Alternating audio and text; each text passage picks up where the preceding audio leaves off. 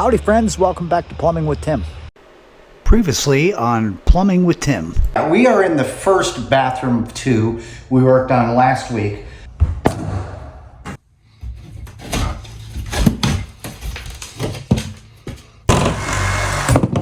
Folks, we are back here for part two of the plumbing remodel at the house in the county. And I'm going to explain a couple things to you before we do the lion's share of today's work underneath the house. The things I want to talk about before we get really started today. We have a shower. We've got where a toilet's going to go, lavatory, which you saw us move that plumbing. And there's as well is a laundry service. My biggest thing that we have going on is we need to make sure here in the state of Kentucky, each fixture, one fixture, two fixtures, three fixtures, four fixtures, has to be independently vented. Show you something. Here's a crawl space. Here in this attic, excuse me. We're gonna open this, get things out of the way, and get a light up here. See what we got going on.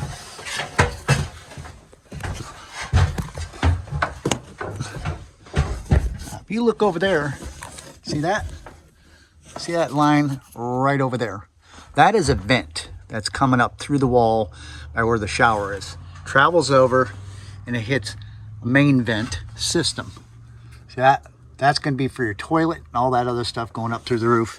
It follows through onto the rest of the stuff, which is probably kitchen and stuff. That's one vent. Our biggest thing, and what's going to really decipher whether we got to put a second vent in here or not, let's go down below and I'll show you. I was telling you last video that from here down is a drain. This is a lavatory in the second bathroom. From this point up is a vent. Okay, so that means going down below, we can't tie another water fixture into this. It turned it into a wet vent. By the way, the person that commented about you can't use front coats in a wall. Well, this is Kentucky. They don't care if you do that as long as it's on a vent and not on a drain. We're here with the laundry. We can't see without cutting the wall out if they trapped it in the wall. And when they do a T in that vent up top, if they did so, then we're going to have to install another vent, probably right here through the floor to vent the shower. So we're going to have to get underneath and find out if the trap for the laundry is below the floor. Then we can make decisions whether we can use that single vent for the laundry and the shower. If not, we're going to have to install a new vent system up through and tie it in with the existing stuff that you show. There is a crawl space access panel that's in the back of the house. However, we lucked out. Instead of having to crawl through the hole underneath, we located a part in the floor in the kitchen that had been taken up that we can just remove the board and drop down. It'll be close to the job. So we got lucky here, and they actually removed a piece of the floor here in the kitchen. We got plastic down through there, and guess what? Our destination is just over there. There's that icemaker box that we put in the last video. There's the bathroom. If not, we would have had to crawl all the way over from the other side of the house, down and around, back over here, just to get this part. So we're already winning today. Let's drop down and let's get started.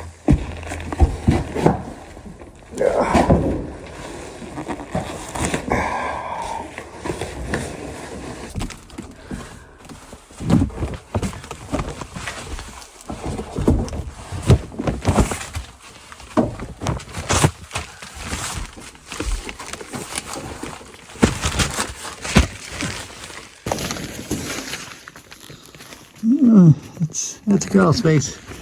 There's fresh plastic down there. Got my apprentices in there. He's getting things ready to go. And the bathroom and all that stuff is over there, so let's head that direction. This ain't too bad at all down here. Yes, it's got some cobwebs and stuff. I can see everything happening here. So this is where we're going to have to define the fact of probably seeing where that vent line, the drain line for that laundry and stuff is, and that's going to decipher whether or not we have to run another vent down here. We got spider webs going on down here.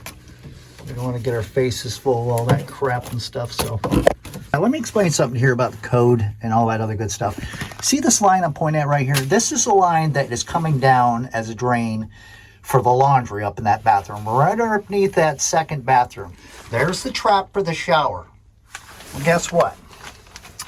Remember, up in that wall that you can't see where the laundry box is, they have a trap in the wall. So that means that vent that we saw going up through the attic comes down through, it has a T, picks up that trap with the laundry box, and at that point when it gets past the laundry box, that line turns into a drain and out, which means I cannot vent that shower off of this, because once it gets down below here, it's known as what's called a wet vent, and that is not legally code in Kentucky. So in fact, we will have to drop down a secondary vent just for that shower drain. Closely, there are two lines that are dropped down right here. These are the shower lines. We're backwards and underneath. That's the hot, that's the cold. And you can see right there, we cut that line. That's an existing CPVC. And I heard somebody say in the comments, Tim, why don't you just rip all that CPVC out and redo it all in Uponor? Fortunately, I'm not the one paying the bill here, and there is a budget.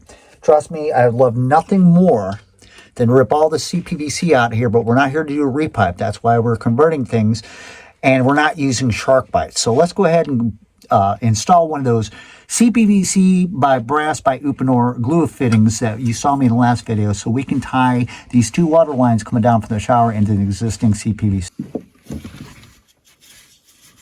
I got my apprentice working with me today, so I'm able to actually shoot some of the video footage. There's CPVC going on here. There's one of those fittings. We want to get it on there nice and generously. Okay, there we go. And we're going to get some on that fitting as well. All right, bear with us. We're working under the house. It's a whole nother animal when you get down underneath here. Get in there nice, give it a little twist. There you go. Nicely done. All right, here comes the hot side. We got to get this thing cleaned out real good. That piece of pipe, that CPVC that he's cleaning is super, super dirty. So we need to get all that crap off there. We want a nice glue joint. Got a lot of dirt hanging out there. Yeah, it's going to need some extra cleaning. Let's get some more primer on there. Just prime the heck out of it. It's getting better. Every last corner of it on the back side where you can't see right there as well. There's the second one on there. We're going to go ahead now. We've loosened up the straps on these pipes. As you can see, we've got a little bit of shaking room, so we can tie those Uponor pipes in just the same as this one here. See, I've got a little bit of room of play. I'm going to go ahead and get these things attached. That way the shower will be attached to the existing CPVC. All right, we're going to cut the CPVC. Remember, we got some play room here because we loosened the straps up on the CPVC. Let's go ahead and get that piece of pipe out of the way. All right, 1/2-inch Uponor band. We're going to slide that up on the cold side that's coming off the shower.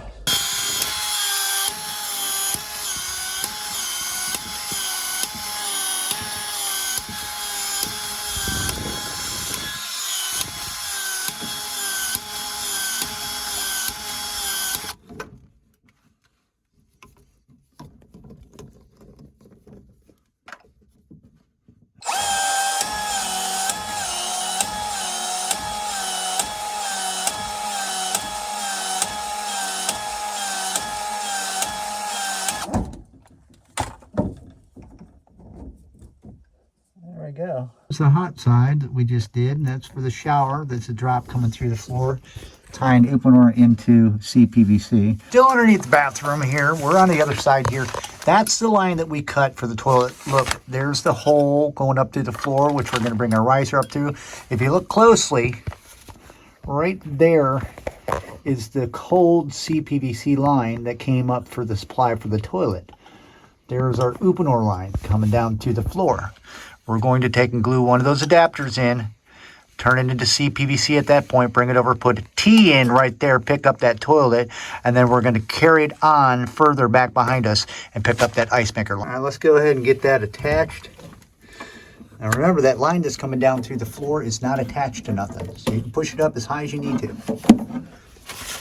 Get that band expanded and set on the top end of that T.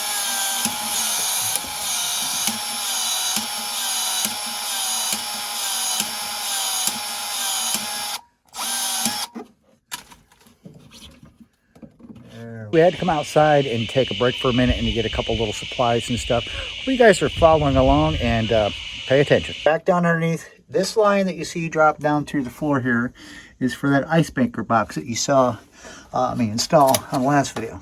We're going to take a piece of pipe. We brought extra opener in here, and we're going to shimmy it between the floor joists and that duct. Bring it all the way over there where we just hooked up where the toilet is, and we'll strap it all down.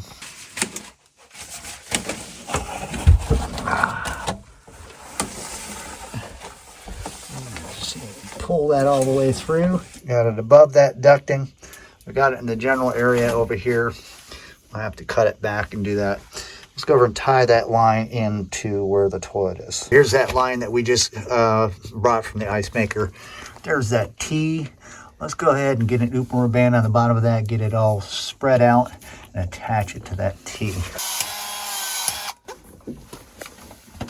There you go. Get it, get it, get it. Hold on to it. There it is. All right, here's that line we brought across. Here's the ice maker line. I'm going to go ahead, I'm going to cut this ice maker line as high as I can. Remember, we want to stay so we can strap things down.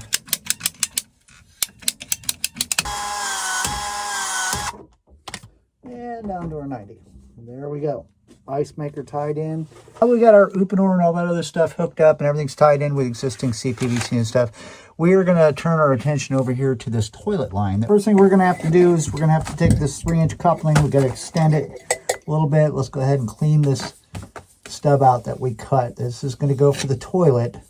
There's a lot of crap on there, so it's going to be kind of difficult to get this thing completely cleaned off the way we need to, but we have to do so. We don't want the glue over the ears to prematurely start drying and cracking out and then causing some sort of a sewer leak up underneath here.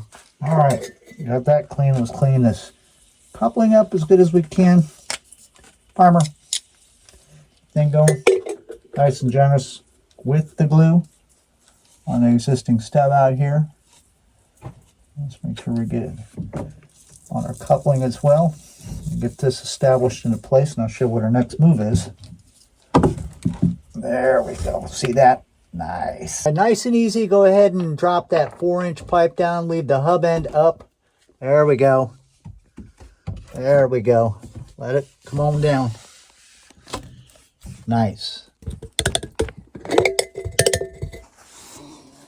First thing we're going to do is we're going to glue this 4x3 closet bend PVC scheduled 40 onto a piece of 3-inch pipe so we can gauge. I didn't bring a tape measure down through here. I mean, I suppose we could probably get one if we needed to. 3-inch end of the 4x3 closet bend. We're going to clean that up. We're going to glue these two together. That way we can have somewhere to gauge off this 4-inch piece of PVC that we just had dropped down to us to the floor. There we go. See that? Glue, glue, glue.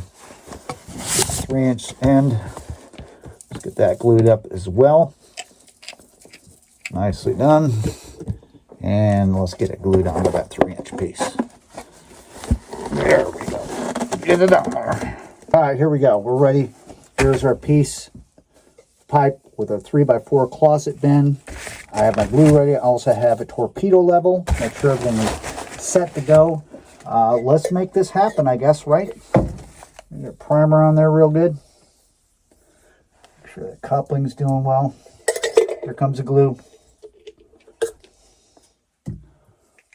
Nice and generously. There we go. More glue on the coupling.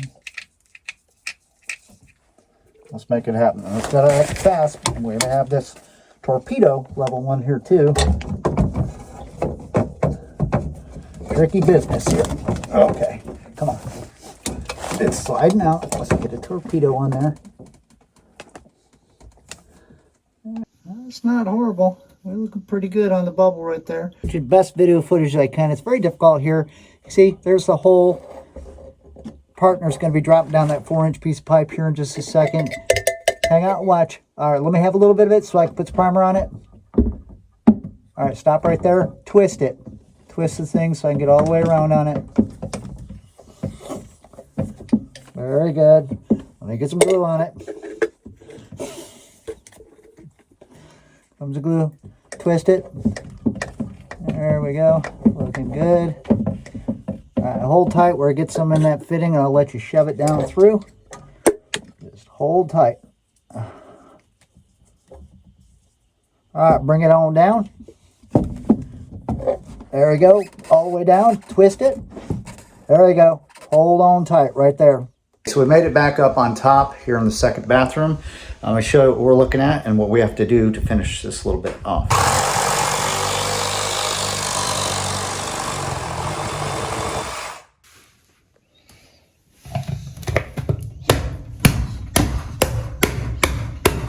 Start by talking about this. Our laundry, the other side of that wall is the shower, okay? We went down underneath, saw me do the work and everything like that. Well, I was looking to see when they roughed this thing in, if they had brought the drain all the way down below the floor and put a trap in there and then hooked it into a vent and into the drain, but they didn't. So somewhere here in the wall, there is a trap, a P-trap right here that goes into a vent. It goes all the way up through in the attic and ties in through the rest. And then that bottom part goes down, just tied into the drain. Remember this when it comes to plumbing. This is a drain, goes into trap, into a vent. Anything above where that waste arm is a vent. But as soon as water passes into that T, into that vent, everything down underneath turns into a drain. I stated early, every fixture here in the state of Kentucky has to have independent venting. So what I'm getting at right now is that this trap that's cut down here on the floor for the shower drain just goes down through and it ties into the drain. There's no venting. You can't vent off of another vent underneath the floor. You have to have it individually, independently vented. So now what we're looking to have to do is drill a hole up through there and down through there in order to hook up a vent. I'm gonna show you how that's done. Check it out.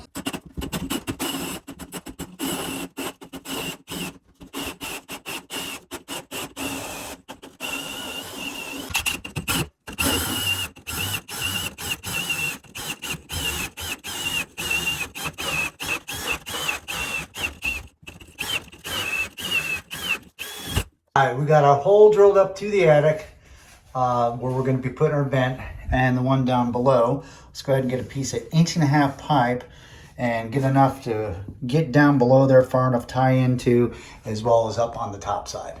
All right, here comes the vent. Let's see if we can sneak this guy up inside here. I don't know how we're going to do it. We don't have a lot of room. Just bear with me. Let's try to get the bottom end in first, I guess. We don't really have a lot of room here.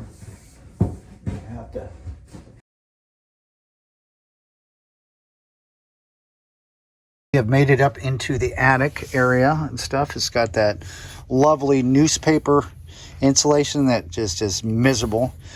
There, see right there? There's that vent I just shoved up through.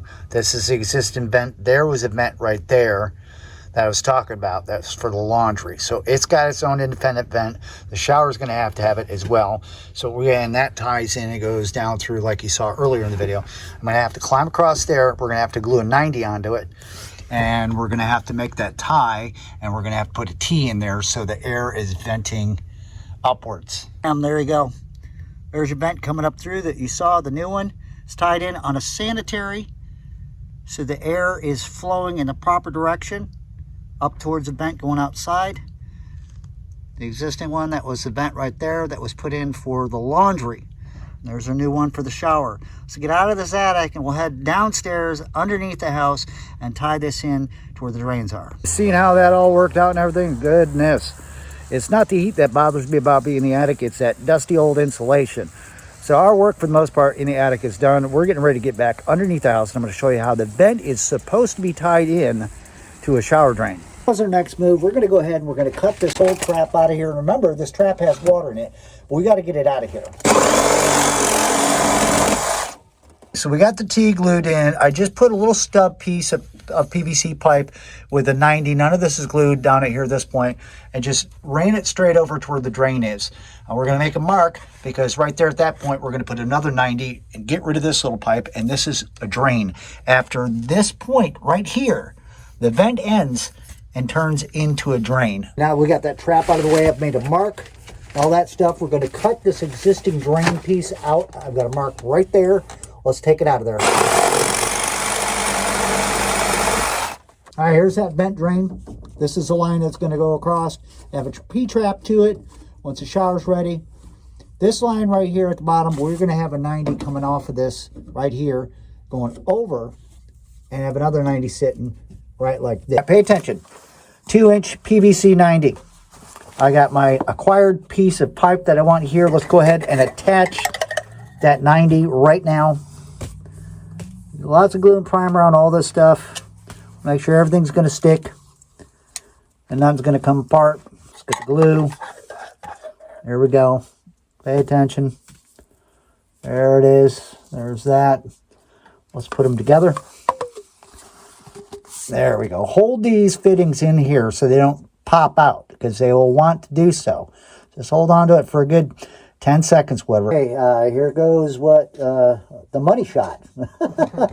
Let's get this last 90 on here, and then we'll review exactly what we did and why we did this, why it was never done in the first place.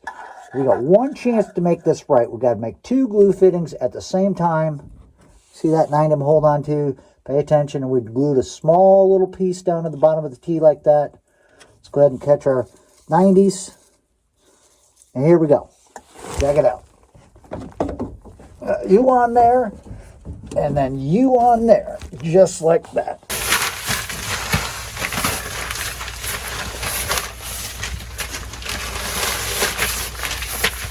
Hey, that's going to do it for this one. Thanks so much for hanging out and watching part 2 of the plumbing remodel rough-in at the house in the county. Now, before you all tear me up in the comments and stuff like that, remember this. I live in the state of Kentucky. Codes vary from region to region. I only live about 15 minutes away from the Tennessee border, and their codes are completely different than the state of Kentucky.